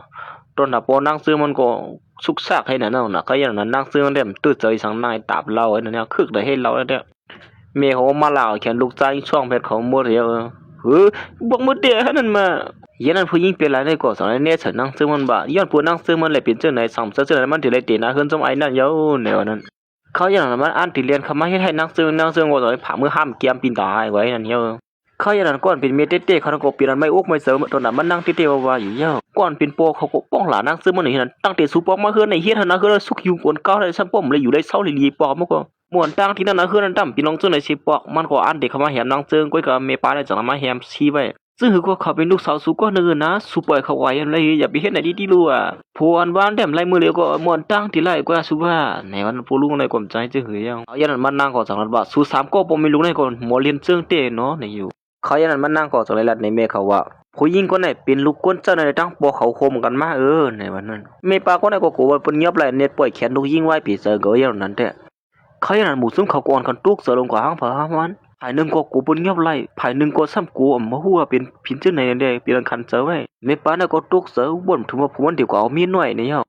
เฮ้สุยไปยุ่มเขากำลัดเลยนะเขาอย่างนั้นมันนั่งก็จังไรลัดในเมเขาว่าผู้หญิงเป็นหลายนั่นคู่เหลียวอ่ะมันเสือกวนจึงไหนมันเป็นลูกกวนกว่านั้นได้เทียงลองหนึ่งมือพ่ออันจึงนั้นมันหายตัวกว่านั้นก็กับไก่ซ้ำเขาจึงไหนนี่อยู่ย้อนปัวเขานั้นสาเมปากวนเจ้าไหนเอามานั่งทึมลงกว่าดินเนอร์หวยนั่นด้วยกะกำลีเลยมานั่งในลวดมาอยู่ปัวเขาก็แอบย้ำหับสีลงในนั้นลาดว่ามันนั่งลาดเขาก้มเลยลงในตากุ้ยนี่เจ้าเขาอย่างนั้นเมปาให้ก็สั่งนั้นขึ้นมาว่าเขาก็ว่าอ่ะเฮ้สั่งอะไรอย่างขึ้นมาหน้าตาสุสงก็เลยมันเหมือนกันกว่าที่ทิกเนี่ยเขาอย่างนั้นมันก็สั่งอะไรป้องหลับผมมันสู้เฮ็ดจึงไหนย้อนปืนสั่งนั่นนี่ฮะเฮ็ดนั่นสิเมปาเนี่ยก็ถึงที่ซ้ำพอเปลี่ยนร่มกว่าเฮ็ดนั่นอยู่ย่างนั้นกวนมาด้วยถึงเมปาได้ก็มีเอาลูกยิ้มมันก็มีเผอสิก็เหมือนมันตื่นขึ้นมาก็ลูกยิ้มมันก็ไอ้นางเปิ้อยู่ที่มันนี่นั้นอ๋อตื่นขึ้นมาเหี่ยวสองใครต้องไว้นำหือเป็นสางมันเลี้ยวเตี้ย เขายันเมปาในก่อสองนายยอมตั้งพิธีลูกยิงมันลองมันเฮ็ดไว้ที่ลูกยิงมันอำลีเส้นนั่นในเย้าตอนนั้นนั่งเสื้อมันก็หมอตั้งพิษเมเขาย้อนปัวเมเขาแหนมหูจอมลองหวังเตือนนั่นเมปาในก่อสองนายป้องวดป้องกรรมมันอยู่เฮาในเงือเดียวเอาลูกสาวคนดังก็มาเลี้ยงอย่างเป็น18ปีซื่อไหนตอนตาลูกสาวเต้ๆเฮาซ้ำปล่อยให้เพิ่นมาเปียกินเสกว่าอยู่ซ่อมเปิ้นคนดังก็เฮ็ดไหนเนี่ยดีรู้เตลูกชายแม่อมเจอลูกยิงแม่มันก็สังนัดว่าลูกมันก็อยู่ต่างตีเสพ่อเยอะนะที่ตุกข้ามอกะหือเนี่ยว่าตอนด่านนั่งซื้อมันก็สังนัดว่ามันตุกข้าขามันก็อยู่ที่นั่นพอแม่เก็บเลี้ยงเขาก็ฮักมันดังติเตว่ามันดังบ้านนั่นเย้าเนี่ยอยู่มันไม่ห้ามดูยังต้องพิธีข้าก็ไรอยู่เนี่ยว่านั้นมันก็สังนัดว่าเดี๋ยวไหนกว่ามันเดี๋ยวตัวถือลูกยิงมันดีๆไว้เตรียมปันหาลูกยิงมันเลยตุกข้าเลยตกน้ำตาเนี่ยว่าข้าพอลัดเนี่ยไม่ห้าวเยอะข้าเตรียมสลามิสังไม่ห้าวเนี่ยเขายันมันก็สอนตีเมเขาว่ามันตีวันเอาเมเขากว่าตีนึงเนี่ยเย้ามือเร็วได้อย่าไปห่อหายเย้าเนี่ยวันนั้นเห็นสิมันนั่งโหสอนในวันเอาเมเขามาเตียนปืนยื้อกองนั่นป้าเนี่ยก็ย่นยำยื้อกองสิปองลายมือสมบัติสันตีนที่ไหนมาฮัดยื้อเนี่ยฮึมจะไล่นู่นกี่เหรอยันนั้นมันก็สอนในวางกองล้นลงกว่าอ่ำฮัดยิบละน้องซื้อมันก็สอนในจ้ำในเมเขาปืนอยู่เฮ็ดไหนมันนั่งหายของฟูจนในสมบัติไล่กว่าเสียงเฮ็ดนั่นอยู่เย้าเมเขาก็โมเลหันเจ้านั่นเปลี่ยนที่อ้ำที่หนูยิงมันที่เดียวว่าโอ้โหบนถึงว่าลูกยิงเมียในเขียนเต้หลงลูกยิงก็อยู่ที่ผู้นั้นเปิ้นสอนซึ่งไหนฮะนี่ขยันมันก็สังนัดว่าเมลัยยินเปิ้นนัดมันมาหมู่วันที่นั้นมันอำลีในสองเจอก้วยกาหมู่วันที่นั้นมันอำเสออำลีหมู่วันที่นั้นเป็นหมู่วันเสิงซิมแลเปิ้นไผนอกหันว่าหมู่วันก็นั้นมาเป็นกวนอำลีเนี่ยว่าที่เต็มมันกวนที่นั้นหมู่วันนั้นเป็นกวนเฮ็ดแขเหตุการณ์ของวันเมืองนี่นั่นจึงคือก็อย่ามานั่งก็สังในเซิงเมเขาพึกยีกองนั้นอยู่ให้นั่นติ๊กๆเยก็สังให้ละติเมเขาว่าไว้ว่าที่ยังไหมนั่นเป็นนาโปเขานั่นแหละเมปาในก็สังให้ยอมยี่บอกกองนั้นสิบวนมาตียังไม้เป็นนาโผมาในเลยสองไรกวางนั้นเรียบมันตียังไม้นั้นกำเหลียวเย้ายันเราสองไรหญ้ากอกโหมันในลีเจิงหนองว่านั่นอยู่เฮ็ดนั่นเสเหมือนปอกมาตีเฮือนั่นก็มันเอาเส้นไหมตั้งเส้นตั้งมดเตียนมันมีกูมันนี่แหละเฮือนนี้เลยกัดเงินมันตั้งเสียงมาปั่นลูกยิงมันอยู่เย้าเส้นไหมตั้งเสียงแลลังแม่นมีไว้อยู่นั่นแม่ได้มาอยู่อาปั่นลูกยิงตั้งเสียงตั้งมดนะลูกยิงเหรอเขาอย่างนั้นมันนั่งแม่หาแม่นก็เปลี่ยนตกเสือสีเปลี่ยนโจมซื้อไว้อยู่เย้าเขาตั้งหลายปีมาในเมียมเลยตุ้ยถึงล้มลาลูกเมื่อเหลือเมียใส่เตี้ยนพื้นฐานดูเหินนะเมียก็มีคันได้หนึ่งก้อยเยาว่าเขาอย่างนั้นก้อยหนังเก่าผู้ยิ่งเปลี่ยนหลายแล้วนั่นก็สองไอเลียนเขามาเสียดัดบาลองในมันหันถึงซ้ำลาเนี่ยเย้าเป็นช่างแล้วเอาซื้อในปันกูซื้อกูลองเป็นเจ้านั้นข้าละในมันก็สองไอที่เมียปานันว่าปันคอมมันเกี่ยวแม่จะหือว่าตีปันข้าในเงินเจ้าเนี่ยแต่พอลุงในก็สั่งนั้นว่าเขาได้เป็นลูกสาวเตียนสู่เรื่องมาครั้ง18 ปีนะสุดที่ปล่อยพาเป็นไงเจ้าเนี่ยก็เยาให้ซ้ำกว่าปันผู้ยิ่งกว่าน่ะมีตั้งบ่อนอีสังซึ่งในมันตีกว่าตุ้ยถึงไรอยู่ให้ใครนั้นไม่ปานั้นก็สั่งว่าสุกว่าที่เฮือนั่นเสก็อุบลงเตะหน้าเฮือนหึงละเปิ้นความสวยอย่างปอกมากขึ้นนั่นเลยเขาอย่างนั้นคิดในก็สั่งนั้นว่าเปิ้นพร้อมจะจอมเยาก้วยกับเงินต้องถามนั้นผู้หญิงก็ได้ดีเลยกว่าต้องถามเอาเงินเดียนเมปานั่นกว่าแป๊ดในวันนั้นเงินตีนสัวปันลูกยิงเป็นหลายสุดนั่นที่ได้มาปันลูกยิงเฮานี่นะเขาอย่างเมปานั่นก็สั่งแถมถามว่ามันเป็นลองเต้มันนี่ว่าสัวลูกสาวเฮานี่ก็ส่งที่บ้านนอกหน้าปังบนไหนตั้งแต่ปลุงในก็ลัดลิงกว่าลัดลิงขึ้นตึกลัดแถวอยู่ว่ายิ่งอ่อนก็ได้สม่ำเสมอเต้ๆสู่ในก็สู่ได้ด้วยถึงคำว่าสิมุก็เรียกปุ่นขึ้นละเขาไม่ลองกับไก่กับนั่งสู่3 ก็นั่งสู่ซ้ำป้อมอีลูกเขาอีท่านในมาผู้หญิงก็ในก็สั่งให้ห่อหายเหมือนนั้นจื้อก็เมียในบุญเมียเต้ๆค่ะกว่านึงเขาในบ่มีเงินได้เห็นในวันนั้นเขาอย่างนั่งซื้อมันก็สั่งนัดขึ้นมาเฮาต้องยามยิ้มสวนเงินก้อยเฮาต้องยามหันกวนสวนเมียตัวเจ้าเก่าซะในพอเขาตื้อหันสู่ในกว่าเหมือนมันอังติมาหลานั่งซื้อไว้นั่งซื้อมันก็ผังมือห้ามเกียมให้นั่นเนี่ยอย่าไปมองเฮาว่าเมียแท้งในเอาน่ะสุดถามว่าเฮาฮู้สุดในใครเงินเฮาขนาดนึงก้อยเนี่ยเมื่อไรปีป่นมาในเฮแกมาหาลีไผหน้าไผตาเฮาติเต้ก็สุดในหันถึงเงินเฮามาอยู่ตาสิเฮียก็มันสั่งลัดขึ้นมาว่ามื้อนี้ลูกเต้ๆมันก็ซับมามีอยู่เฮมข้างมันเยามันเตรียมตุ้ยถึงเผาเที่ยงในวันนั้นลุงก็เลยสั่งว่าเฮ้ย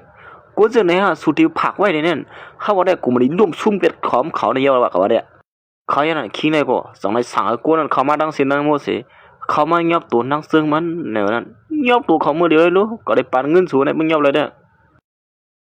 คิงในย้อนปัวมีมันนั่นเอาหมวยปันมันนั่นเลยสั่งในเฮาสั่งกูมายอบลูกสาวมันนั่นในเยามวยอารมณ์กว่าเจ็ดด้วยละผู้หญิงก็ได้เป็นนักเปียดีสังหูเนี่ยเขาอย่างนั้นไม่ปานังกว่ายำละบ้านมันเนี่ยเขาอยู่ที่นี่พอติมแล้วกว่าลูกยิงเขากว่าตั้งเลยละเขาอย่างนั้นมันก็จะไรละตีผมมันนั่นว่าอยู่มาซ้ำกันเขาตั้งเสาปีไปเนี่ยเขาตื้อคู่ก้อยว่านาสุดให้มันนามาขนาดนี้เพื่อนว่าบ้านนื้อหมูเตะมือสุดที่เนี่ยลูกยิงเขาเนี่ยมาต่ำดังพิษว่าเป็นก้นหยองในเส้นไหนเนี่ยนะสูบผมเลยนะตั้งไอซีเลยเขาเป็นลูกสาวก็เลยเขานะลูกสาวสูก็ในเนี่ยสูกว่ามีซ้ำก้นย้อนก้อยหือละเอามือก้อยขู่ละก็ในเนี่ยก็เอามือเมื่อเร็วมีเขาอยู่เป็นก็เขาเต็มย่อมเอาอาปันสุละเขาอย่างนั้นมานั่งก็คู่หลีว่าโปเขาได้เปลี่ยนหลายมอกระหือในนั้นมานั่งสั่งหลัดเขินมาว่าตีเต้มันก็มือป้นมาสูงย่อมเขาเตะนะเงินจะเปิดได้สุขอะไรเงินเขาก็ลงในบ่ไหนสุ2 ตัวโปลูกนั่นแหละพอเปิงกันเต้ๆลงตามเปลี่ยนหลายแท้เขาอย่างนั้นมันก็สั่งหลัดเขินมาว่า สูเฮ็ดตัวออกมาซะนั่นแหละมันเป็นก้นหยองทำเจ้าก้นหยองนี่เป็นก้นอีสังเขายันมันก้นสังไอ้สาหมอยาเงียบดังซึ่งมันกว่าส่งที่ห้องยาก้นหยองนั่นกำเหลียวนี่อยู่ห้องยาสวนโป้งกันว่านั่นเมียป้าเนี่ยก้นสังขึ้นว่าก็ว่าได้ลูกสาวมันก็เป็นก้นหยองนั่นแหละลัดกว่ามาขอน2กันได้เขาคันยินเตะเมื่อผู้หญิงก็เลยจะมาเอ้เมียเฮียแล้วเมียละจึงเนี่ยล่ะนี่เมียป้าเนี่ยก้นสังเลยละดิโพนว่าเขาเยอะอยู่จ้อมือมาเนี่ยเขาอิ่มมือนะมือก้นเสนอไอ้นาผักเสเนี่ยนะเมื่อไรตั้งลูกเมื่อก็ได้เนี่ยตั้งบางแผนการตอนเดี๋ยวมาหยอกเลี้ยงเงินเก่าเลยเนาะมันได้ก็ทีมยอมปัดแขนซื้อก็ดีๆงามๆกว่ามาเขาอีกอย่างนั้นจังไรฮับมันพอลุงน่ะลุยยิงเนี่ยตัวมือบันเมย์เขาไอ้นั่นลูกเมียเขาได้แก่เตะมือเร็วนั่นแหละผู้หญิงก็ได้ก็จังถามว่าเฮ้ยพ่อมปีทางสองเจ้าเมื่อดันถามก็มาถามมาด้วยเมียสู่ฮับมันนาก็มันไล่เชิงเลยมึงเขาอย่างมันก็จังไรป้องหน้ามีมันบ่เขาตาหมดท่านได้มาเขาเตียนขึ้นจมมือเลยมีป้าจังขึ้นบ่เขาก็ขันอยู่จมมือก็มือหาทั้งสองก็มาเปียดกันเหี้ยวละฉะนั้นมีป้าเนี่ยก็จังไรเอาพื้นลิกเปียดนั่นสิถึงเหมือนมันกำเหลวอยู่เย้าเขาว่าแต่เขาดัง2ก้อนเนี่ยมาลงลายมือเปียกก็ได้ทีเลียนะว่าที่เฮ็ดจึงคือกันในวันดังนั้นนั่นโป้เปียกกันเหี่ยวเอาเหมือนเงินค้ำตีเป็นจึงคือเพียกันจึงคือเฮาได้คนลัดเตะตัดกล้วยก็เร็วเขาก็อ่ะให้นางซื้อมันก็สังให้เอาเครื่องนับนั้นมาปั่นเมเขาอยู่เยอะเมเขาซื้อสังให้มันนับคันนั้นป้องแจ๊ดอันเบิดว่านั่นน่ะนับกับอันมือกว่านั่นก็บ่นับขึ้นก็คำมุดิปองให้นับพี่โอ้โหนั่นคู่ขวาคู่ชื่อกูร้องนั่นเดี๋ยวมาเปลี่ยนชื่อเฮาตั้งสิตั้งหมดเนี่ยอยู่เฮ้ยก็ได้เลยอย่างในพุทธนวลนี้ใครนั้นเมปานะก็นับกว่าดามาอย่าตั้งสีตั้งหมดมันเท่าไรด่า50,000 ล้านเนี่ยปลุงก็ได้กดหลักตาใช่บ่เคยหลานออกไม้นั่นอยู่ว่าคือก็50,000 ล้านเนี่ยสุริยันจวนเฮาได้มาใครนั้นมันก็จังได๋ป้องอยู่ว่ากูมีก็ปกติรู้ซุ่มเยอะก็เดียวก็เงินก็เลยมา50,000 ล้านนี่ลาลิวาเตมึงยันนั้นมันก็สังป้องอยู่ว่าสู้สงก็ได้เปลี่ยนหลายเตตากองเกี่ยวโปเหียเหมือนตากอมใครเงินได้บ่ผิดตอนไหนมาก็เดียวก็ได้ปานศูนย์ดาวก็ยึดยางก็บ่เคยมีเลยมึงขยันมันก็จังว่าสำนักเฮาเป็นปอก็นึงได้โผก็นึงนั่นสู่ด้านเฮาก็เก่าได้สั่งสู่เงียบเขา2ก็ไม่รู้ในกว่าคำเร็วรู้ว่ายันนั้นมันนางก็จังเฮามวย2ก็ในคือสิลาวมาพื้นดีที่เลิศท้องนั่นสิปอสู่ใครคู่ว่าเฮาเป็นคนซื่อในก็มาด้วยพื้นดีได้นะเฮามีสู่ในไม่มีตาตัวด้วยเนี่ยมันนางก็สั่งว่าการเจ็ดไปอยู่เลยแหละลองอยู่ตั้งเช้าในปืนเจ็ดกันกูเปียวตีหมู่บ้านเฮาในว่าคนในก็ได้มันเป็นคนซื่อคนเดียวคนย่องมวย2ก็ให้มายิบด้วยพื้นดีในก็สั่งว่าเฮ้ยพื้นดีเคอะไรเลยได้มาโอ้ลุงก็ได้ก็สะพมเขายืมเย็นซื้อมามวยทั้ง2ก็ถึงว่าเตโนดิอ้ำจำมือที่นี่ก็สว่าหมู่บ้านอีสังติเช็ดเฮ็ดจังไหนหมู่บ้านเป็นหลอกเป็นหลายหมู่บ้านนวกนั้นมีหรอมีนี่บัดนั้นคิมมวย2ก็นั้นก็สังนัดขึ้นว่าเจ้าหนังปักปึงเขาเตรียมไม่ได้ก็เขาได้เป็นคนดีคนจัดจ้างคนมีตั้งพิธีสังคนเจอคนหยองคนมาเหมือนโป้ในวันนี้ครับบัดนั้นสินั้นจุงห้องยาก็ตั้งตึกปักไว้อยู่ที่นั่นเนี่ยมันติดเป็นอันปลอมมันความไรมาเจออยู่มามันตื่นเปลี่ยนเหรียญมันมานะเมื่อเจอบ่ครับว่าเนี่ยยันมอยานะก็สั่งนัดขึ้นมาว่าเฮาเป็นมอยาฮับคนหยองไว้คนมีตังดีเตอร์เพิ่นธรรมดาได้เฮาเต็มฮับไหลลองได้เขายันมันก็ตึกแล้วดิว่ามอยาเฮาในเดียบตัวผิดกว่าเว้ยเนี่ยว่าเมตัวลีทางก้ามคาลูมอยาหลวงมอยาหลวงคนเสื้อหนังเขาเตเป็นคนธรรมดาได้จึงหือล่ะคนหยองมันมาแล้วเนี่ยคนจะเนี่ยแม่ป้าก็สั่งว่าลูกสาวเขาให้มันคนธรรมดาเขาเนี่ยเมื่อนั้นก็เอาไปหยองเขาให้มาลงลายมือเปียกนะเขาได้ดีๆก็บ่ได้นะอย่าลัดนำว่าเจอ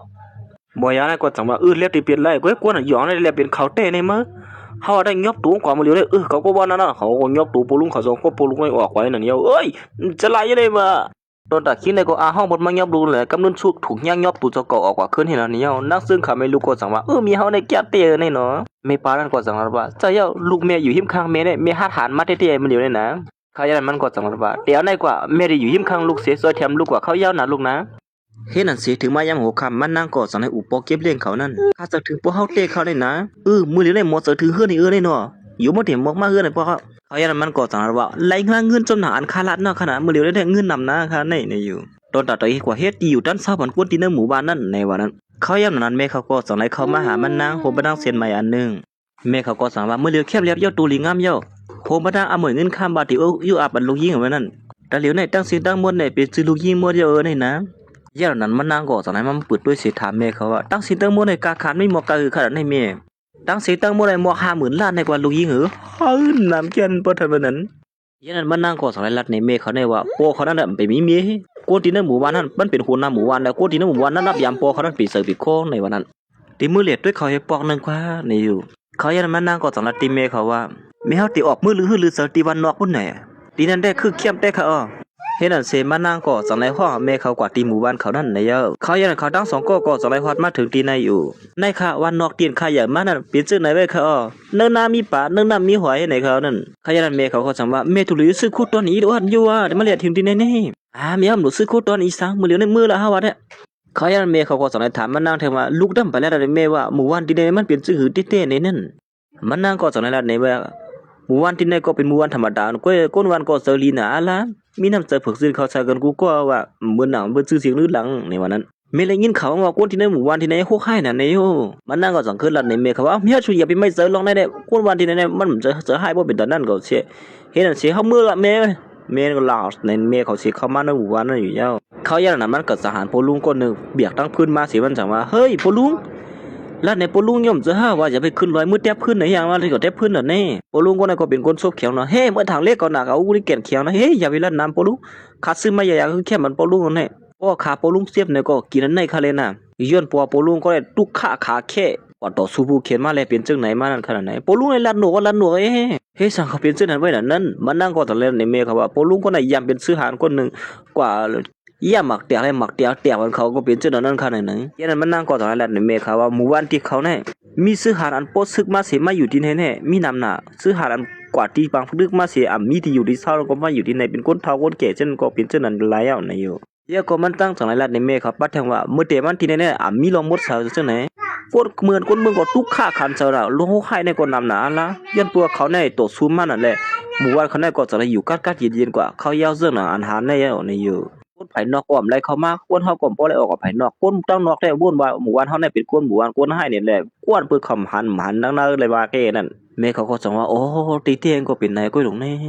แม่เขาก็มาเลยพูดถึงน้ำสกุลที่ในหมู่บ้านนี่ก็ดังนั้นนับย้ำคนที่ในหมู่บ้านนี่เต้ๆบ่าวๆอยู่เย้าเขาอยากปลูกข้างก้อนเป็นปอกเก็บเลี้ยงมันนั่งก็จังได๋ฮอดมาถึงที่นี่เฮ้จิมื้อไกลได้จุอูกันช่างไหนมาแหละมันนั่งเรียนเข้ามาหาปอเขาแล้วลัดหนูกเต้ล้วนแน่เนาะยันมันนั่งก็จังได๋เอามาเงินเตียนมันเอามานาเวียงนั่นว่าแน่น่ะเงินตาที่เฮ็ดปันที่อยู่ตั้นเศร้ากวนน่ะมีเฮือนมีเยเขาได้ไล่ว่าปอก็ไม่ได้อันนั้นปอเขาก็จังว่าก็ไม่ได้ไล่ว่าแก่ก้อยโกนวานเขาก็เตรียมเลยทุกค่าแทงตัวลูกคนเฒ่าจังได๋ก็ซับ่มีเฮือนอยู่ไว้ไหนนั่นมันก็จังนั้นป้าแทงว่าปอกมือที่ในเวียงไอ้เฮ็ดเฮานาเฮือนโปเมสุบ่สุกษาวนเก่าโปเมสมบ่ได้เปลี่ยนกันย้อนสูนึจังแน่แต่ตาเน่งก็ข้ามบ่กะหึงเอานั่นอ๋อเฮ็ดไหนก็ค่าเขาเฮ็ดให้เขาเลยเขาห้องใหญ่หยองไอ้นั่นนี่ก็นั่นบ่กะหึงก็ครับเหมือนมันอันที่ซับเลี้ยงเขาหลังโปลุงเลยหันเป็นเมียเขาโอ้โหมาสูงข้ามไม่ป้าสูเป็นเมียยิงอ่อนลูกยิงเขาในจ่องจะหือยิงซ่วมเตี้ยเขานะอ๋อลูกยิงสูได้เขาด้วยถึงมาสิมือเขาก็เลี้ยงเขาเนี่ยคนเฒ่าสองกอมายากันที่ไหนเนี่ยมาอุบกันก็ไม่ยอมปอกอยู่ในเขายันพอลูกในก็เปลี่ยนยิงซ่วมที่ในเมียป้านั่นว่าลูกยิงสูได้จอยแถมที่หมู่บ้านเฮาได้มากินน้ำเตี้ยๆนะเมื่อพวกนั้นเขาได้เฮ็ดปังป้อยกินเกี่ยวเขาเนี่ยเมื่อพวกจะได้มาอะไรนะโอ้จะได้เจอกุ้ยกันมื้อเลยสุปล่อยมื้อห้อยก่อนเล่นนะโอ้ควางพันอินกันนะปะนั้นเฮ็ดนั่นเสียถึงมายามกลางค่ำมันนั่งก่อสังไลวันเอาเมฆเขามานอนเมฆเขาเลยหันตีอยู่ตั้นเช้ามานั่งก่อสังลัดขึ้นมาว่าเฮียงลูยิงก่อนนี่เลยมาอยู่ที่ซึ่งไหนฮะในเมฆเขาก็เป็นอันอีลูที่เหนือมันนั่งนะในได้สังไลเบียนกวาดมันนั่งกำเหลวอยู่เย้าแต่มือเลือกตัวเยอะนี่ลูกยิงเมเนี่ยเลยมาอยู่ที่ซึ่งไหนเนี่ยได้คันเซอร์มากก็คือกลมหู้เนี่ยซื้อคู่หางเรียนคือเข้มก้อยก่อดำและเสือจึงเปิ้นดำหู้เฮในวันนั้นเขาแย่งหนังก้อยหนังเก่าด้วยเหมือนว่าแลบที่มีคนลักมาหลอมช่องเขานั่นมันนั่งก่อสังไลกว่าซ้ำล็อกหาด้วยกว่านั้นมาช่องเขานั่นสิเขาอย่างนั้นมันนั่งก่อนนั่นคือจะอะไรเนี่ยคนเรียนไว้หนาละกุ้ยก็ว่ากดก่อนมานั่นได้ก่อนจะปืนจะเผาหนังเก่าเป็นผู้หญิงสื่อเลี้ยงในกุ้ยเก่าเขาก็ใครมาจำไล่กันด้วยในวันนั้นทว่าเด้ย้อนว่าเขาเป็นใต้ก่อกันอย่ามาสิมือกันก็เลี้ยงบุญกุ้ยเก่าโดนไล่สูในก็ตึกไล่อยู่เก่าโน่นเนาะเหมือนมือกุปปอกก็ไอ้นี่ห้อมเลยทุบหันกันมากเข้าตั้งไหลเลือนในกุ้ยเอียนเฮียงสุดเลยยบย่อลงเกี่ยมเกี่ยเมื่อเมฆเขาเลยหันเจ้านั้นก็จังเลยถามมันนั่งว่าก้นในเป็นเผาในวันนั้นมันนั่งก็สังว่าอันเขาอยากมาซ้ำกันนั่นหรือสินั้นมีปีศาจแทงก้อนนึงก็เหตุการณ์ปักนอกนั่นไปมาในวันนั้นมันนั่งก็จังเลยกับสืบในผู้หญิงก้นในว่าก้นในเป็นเมฆเขาในเย้าเขายันเมปาก้นในก็จังเลยยินโจมที่ผู้หญิงก้นในว่ายินโจมเต้าเนี่ยอันที่ตัวถึงลูกยิงเมปามาจังไหนแน่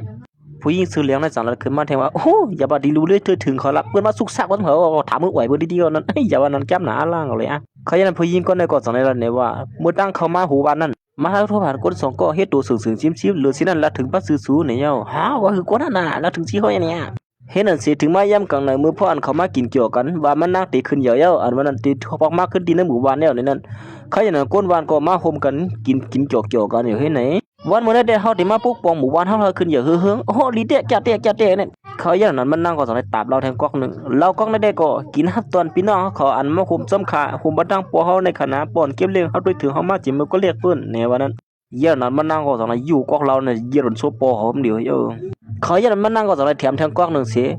ก๊อกได้ก็เปลี่ยนตอนตาเผานี่มันนั่งก็ไหวขึ้นเหี่ยก็เยี่ยนั้นก็ต้องรัดขึ้นมาว่าตอนดาบยายเขาแหละผู้หญิงซื้อเลี้ยงในตัวเป็นได้ก็มันนั่นในวันนั้น เขายันนั่นก็นั่งเก่าเขาตั้งสงก้อนก็จังไรมังโหกันให้นั่นไผ่นาไผ่ตาก้นนั่งนำตั้งหลายเนี่ยเฮ้ยว้ายเนี่ยนะก้นวันเช่นนั้นแต่ก็เป็นน้องธรรมดาก็เขาจะสั่งไม่พาเส้นให้ว่าเฮ้ยใครเฮียงนะเราทำกันไปปิดเดิมจะไรอยู่มามันนั่งก็จังไรลัดในเมฆเขาว่าเขาตั้งสงก้อนให้มันเป็นเจ้าไหนลองธรรมดามันก็ยังในเมียมหลุดเสือกินเขาเขาในบื้อตั้งในวันนั้นเที่ยงก้อนหนึ่งไผ่หัวไข่อะไรนำปันเนื้อไผ่เป้กินเพื่อนในวันนั้นเห็นนั่นสิเขาตั้งสงก้อนก็ไว้ฉีดซ้ำไรเยอะก็จังไรมันนั่งเห็นตามเราแทงกวักหนึ่งห้างเผยห้างมันให้นั่นอยู่เยอะผู้หญิงซื้อเหลืองแล้วก็กินเหล้านะเด้อซ้ำโบเฮโบลุ่นโบลานให้นั่นเยอะกินละโบลุ่นลัดน้ำยาต้องไม่เข้านะในมือเดียวนั่นแท้เขาอย่างนั้นก็นั่งเก่าผู้หญิงเปลี่ยนหลายขาสองก็ปูรู้นั่นก็สองเลยฮอดมาถึงที่ไหนเฮ้ยกำลังสุดฮอดพันโปเขาขนาดโปมาได้เลยโปเนี่ยนะเดี๋ยวก็สองเลยโปวิดีโอของเขามาแล้วว่าหมู่บ้านที่นี่เป็นหมู่บ้านโคกไห่ลงก้นเลยมีลองเห็นเงี้ยสิในวันนั้นที่นี่ก็สองลัดขึ้นมาว่าวันเมื่อไรเขาได้ส่งหมู่ซุ้มสู่กูก้อนในเข้าก็อยู่ที่นักขวักย้อนปัวหมู่บ้านส่วนนี้เป็นก้นมือเรื่องหลายเมป้าเนี่ยก็ส่งให้ถามผมว่านั่นเฮ้สุ่มอยู่ที่ในห้องยาหยองฮะไหนอย่างมามีกันไหนมาขี้เนี่ยก็เป็นอันตรายใส่กำสิละขึ้นมาเฮ้ยอย่าไปมันเนี่ยก็หยองไอ้กำเลยหยองมันเนี่ยก็หยองนะมึงมันก็สั่งว่ากำนี้เลยลูกยิงหักกันมันในใจเทียมมันออกมาสั่งเจ้านั่นได้ก็อยู่ในห้องยาส่วนโป้งได้หมออกเลยป้อนในวันนั้นผู้หญิงก็ได้ก็สั่งรัดว่าเขาก็ตึงรัดปลิกจ้อมเลยลองกับไก่กระตั้งหมู่บ้านศูนย์ในหมู่บ้านศูนย์ในเป็นกู้โคกให้หลายๆเนี่ยหมู่บ้านแถวที่ห้อมเสนอป้อนเลยยินเสียงซื้อหมู่บ้านสูอ่อนกันเลียนไปหมดเลยป้อนสูหัวไข่มันดีเลียนไปอย่างก้อยกะเขาอย่างนั้นนั่งซึมมันได้อ่ำกุยสังตบมือหับตอนเขาอยู่ที่นั่นก็เยาหรือสินั่นนำก้ามาเยี่ยวพงผู้หญิงก็ได้สีลัดขึ้นมาว่าสุดที่กับสืบหาผู้เอาเขาของซื้อมาเลยเขาสวยกับสืบปันเขาอย่างนั้นมันนั่งก็สั่งในกับสืบผู้เอาเขานั้นเฮามาถึงที่ในกำเหลียวในเย้าก็สั่งในละเนเซียนตั้งมาที่หมู่บ้านเขาได้เข้าซื้อว่าหมู่บ้านก้นเมืองเรื่องอันว่านั้นก้นไผ่นอกเขาได้ห้องว่าซึ่งนั้นเยาเอาขึ้นเลยพงมือเขาอย่างนั้นก็นั่งกับผู้เอาเขาก็สั่งในฮอดมาถึงที่ในพอลุงคนในก็เลยลั่นในพวกเขานั่นว่าหมู่บ้านที่ไหนเป็นก้นเมืองเรื่องเผาขึ้นก้นเย่ขึ้นนั่นนี่อยู่ก้วยกาเมื่อพวกเอาเขาเลยหาไอ้เขาเส้นในก็สั่งในขึ้นมาว่าโอ้ยเขาในเป็นก้นมีชื่อเสียงขึ้นแล้วในซอยแถมก้นมันก้นเมืองเฮกลางภูเขียนเขานั่นเนี่ยซอยแถมเอาเงินนั่นที่เปิดหยอกเลียนกว่านั้นออกมาขึ้นในหลายเฮงล้านสองเซอร์เมื่ออย่างนั้นพอลุงก็ในก็สั่งว่าเฮ้ยเป็นอีสังได้มาเขาอย่างนั้นคิดในก็สั่งว่าเฮ้ยพวกเอาเขาเส้นในสุเฮอีสังแล้วในเขาห้องสุมาในเฮงเลยมาละเจ้าในไหล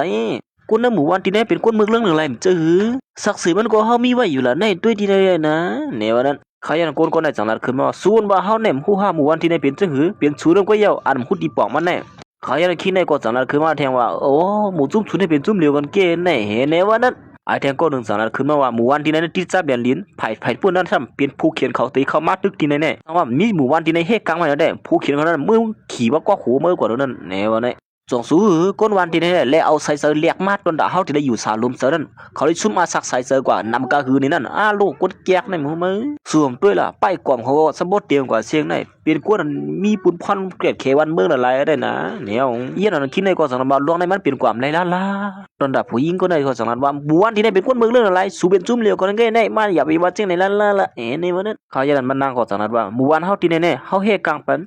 ต่ำตึงเฮ็ดนาอ้วกอันวางเนี่ยเฮกางก้นนั้นก้นมือเฮาตุกข้าขันใจก็คือเลยหมู่ซุ่มหู้ถึงสีท่าพวกเขานั่นสังลาดป้าแทงว่าเตียนเขาลาดว่าหมู่วันก้นเมืองเรื่องอันนั้นย้อนพวกเขาหลอกเงินไผ่ผู้เขียนเขาพวกต่างซื้อหมู่วันเจ้าไหนผู้ไผ่ผู้เขียนเขาเตรียมฮัดมานั่นยิงน่ะซุบ่มปอกใส่อีหรือว่ามาเฮ้ยมันเป็นความไรมันเจอที่นั่นฮะเพราะว่าเฮาสงก้อนได้มาเมียนตีกันอยู่มาเขาอย่างนั้นผู้หญิงก็ได้สังลาดขึ้นมาว่าก้อยกะเฮามีศักดิ์ศรีอันนึงนะในเมื่อเฮากว่าเล่นนอกเมืองมาได้ศักดิ์ศรีสังแล้วนั่นแหละด้วยที่ไหนแกละเหมือนผู้หญิงคนนี้เอาเสียนไม้ในยืนบนนั่งเสื้อนั่นก้อยหนังเก่านั่งเสื้อมันเสียดด้วยก็เปลี่ยนเสียนไม้อันก้อนเป็นโปเขาหยอกเหรียญกินก้นมันก้นเมืองเลยเฮ็ดให้ก้นมันก้นเมืองเขาเลยตุกข้าเปลี่ยนเหรียญย้อนปืนบนซึ่งไหนสิหรือสิด้านนำการศักดิ์ศรีแค่หางมันก็มีบาดแทงอยู่เย้ามันนั่งก็สังไรแล้วในพวกเขานั่นว่าร้อนกับไก่กันนั่งกุมเดียอันหยอกเหรียญกินก้นเปลี่ยนเขาในกำเหลียวอ้อยเมื่อยมันหนักน้ำพิษก็จะไรมานั่งก็สั่งว่าศักดิ์ศรีมีที่ไหนมันจะดีกว่านั่งเหลือเนี่ยมาที่นั่นใช้ขี้ในคนมาหลักคอกว่าเฮ้ยออกกว่าละสู่สงก็ปลุกในมือ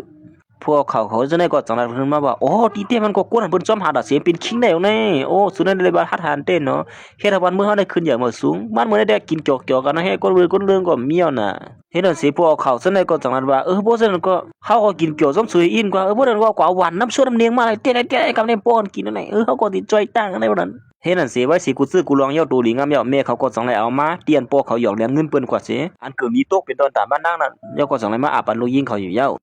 มันนั่งก็เป็นยินส้มตีเมเขาสิลัดว่าเตียวเงินในปกป้องตีหมู่วันที่นั่นเฮ็ดโฮงเฮียนเจือสัตว์ซึ่งใต้อันว่านั้นอยู่เยาย้อนปัวเฮ็ดลองหลีตั้งนำตั้งหลายได้มันนั่งก็สมัยยุกยองเป็นก้นหลีก้อนหนึ่งอันเฮ็ดปันตนดาวันเมืองเลยเจือสัตว์จึงเมืองนั้นในว่าได้ตั้งแต่วันมื้อนั้นเนี่ยว่า เขาจะได้เป็นคนอันด้วยถึงที่ในหมู่บ้านแหละคนอยู่อันด้วยถึงคนวันคนเมืองอันที่อันเฮาเลยกุมกำไว้เนี่ยเลิกเรียนตอนปอดได้ไว้เนี่ยเก่านาตีเฮาในแค่เก่าอ๋อเป็นสร้างห่างๆกันกวยใครอย่างนั้นปอลุงก่อนเป็นปอสืบเขานั่นก็เจอปอสืบเขาเด้มเจอกับปอเก็บเลี้ยงเขาเนี่ยก็เนาะเอายืนบ่ปันมานั่งให้คนว่านั่นก็อ่อนกันตัวมือปูโบปาบใช่ไหมเนี่ยเขาอย่างนั้นกวยหนังก็ไอ้คนนั้นก็ตรงนั้นเนี่ยเรียนออกมาเนาะมือเลยฮู้นั่งซึมเลยเรียนเปลี่ยนจังเนี่ยคำว่าม่วนตั้งเป็นตั้งพี่เท่าเกณฑ์ให้กำลังสู้เท่าก็ทุกวันสู้ยาวสุมาเตนะเฮิรนจะมาเฮาละเพราะนั้นก็ว่านั้นเฮาฮู้ชีนะมาสู้เป็นคนยิ่งใหญ่จังไหนเฮ้เนว่านั้นเฮาปันคนมันเกียนอยู่นะว่าได้ถึงกว่าตัวสู้สุดปานในนั้นด้วยถึงสัวเฮาว่าแน่เฮ้ว่านั้นเลยกว่าไอ้นี่ก็จังว่าทึกเตปัวสู้พร้อมจำเฮานั่นได้อันเฮามีอยู่ตั้งสิตั้งหมดเลยเฮาอยู่อาปันซูนหมดเดียวว่าตีเตมันก็ไอ้นี่ก็กุมนี่เขาซะบ่เหลียวเพียวนั่นไหนกวยขี้ลิงก็มือเพิ่นก็ใหญ่เพิ่นเหี่ยวเฮ็ดอันเสียเจ้าบ่เป็นอันชุดเจ้ากว่าดีนายค่ะบ่อันกันสืบด้วยแดงซึ่งเหมือนที่มาน่ะสิกำค่ะมือสูงค่ะ